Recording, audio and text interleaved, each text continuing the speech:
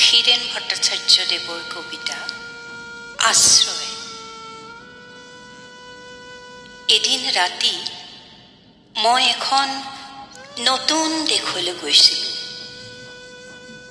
সেই দেশৰ হৃদয় জুৰি আছিল তাৰকাখচিত উজ্জ্বল নীলা এখন পতাকা।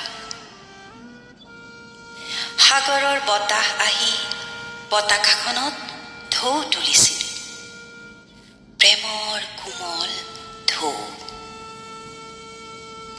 অন্ধকাৰে ঢাকি থোৱা অৰণ্যৰ মাজৰ পৰা উৰি আহিছিল গৰখীয়া ল'ৰাৰ পেপাৰ সুৰৰ দৰে এটি মুকলি সুৰ।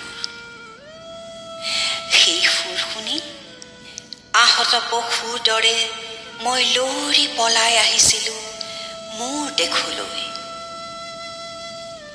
বৃন্তৰ ফুলৰ দৰে মোৰ উভতি অহাৰ বাটে বাটে নীলা পতাকাখনৰ উজ্জ্বল তৰাবোৰ খহি পৰিছিল এটি এটি কৰি।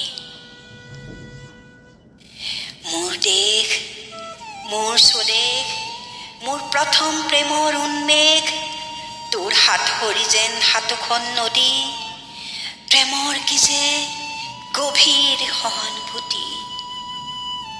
তাক মই কিদৰে পাহৰিম